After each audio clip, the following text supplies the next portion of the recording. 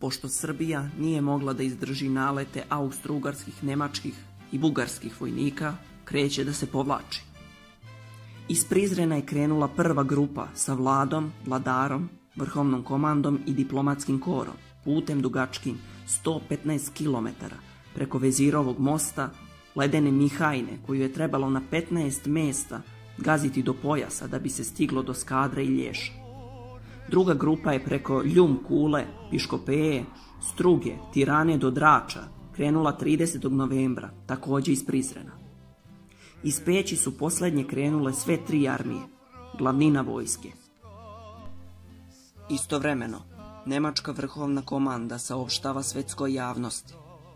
Pošto srpska vojska više ne postoji, osim bednih ostataka koji su se razbežali u divlje albanske i crnogorske planine, gdje će bez hrane po ovoj zimi naći samo smrt, sve dalje operacije su prekinute. Na maršu smrti neprijatelji su svoj deo posla obavili. Srpska vojska bila je potučena, ali ne i dotučena. Prkosnik Živojni Mišić imao je drugčije mišljenje o bednim ostacima srpske vojske. Na sastancima komandanata armija zahtevao je napad, a ne odstupanje. Preko granice naše zemlje krenulo je preko 220.000 vojnika i nenaoružanih regruta, a sa njima i preko 200.000 civila.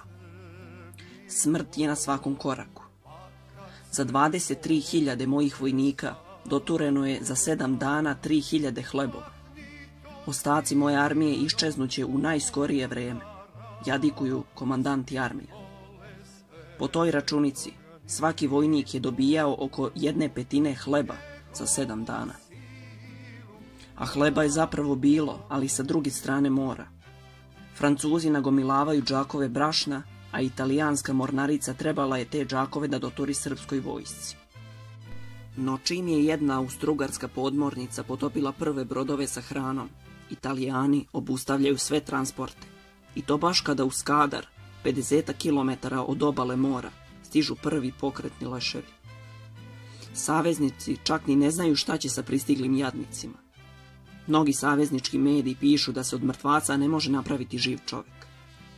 Ali saveznici odlučuju da se srpskoj vojsci treba pomoći, ali da oni nemaju flotu koja bi mogla da primi srpsku vojsku. Oni predlažu još 300 km puta kroz močvare, sa neprijateljima za leđima i čestim klopkama albanskih pobunjenika. Srpska vlada izjavljuje: ako uskoro ne dobijemo hranu, predstoji nam jedino kapitulacija, najžalosniji kraj koji nismo zaslužili. Srpska kolona ponovo kreće prema Draču i Valoni. A u Valoni Italijani dočekuju našu vojsku opomenama da imaju naređenja da silom zaustave Srbe ako se približe Valoni. Ovakvo držanje saveznika opisuje jedan srpski hroničar. Jer ovo što se s nama radi, to je i greh i zločin. Posle dosta većanja, saveznici odlučuju, srpska vojska biće prebačena na grčko ostrvo Krf. Za učesnike marša smrti, to je još daleko. Predstoji još 100 kilometara pešačenja i gladi. To bi trajalo i duže da Austrijanci nisu požurili saveznike. Kod Mojkovca 6.500 crnogorskih sandžačkih vojnika sa serdar Jankom Vukotićem odolevaju naletu 20.000 austrijskih vojnika. Sa te strane nisu prošli, prodrli su od Kotora. Napuštena od saveznika, crnogorska vlada 21. januara 1916. godine potpisuje kapitulaciju. Austrijanci su pred Skadrom, a vrhovna komanda, vlada i polovina srpske vojske u Skadru. Onima koji su u maršu ka Drini novo naređenje: produžite do Valone, Dračko pristanište nije bezbedno za ukrcavanje. Novih 200 km hoda po bespuću. Samo pri prelasku reke Maće podavilo se više od 1000 naših vojnika. Očajanje je na vrhuncu.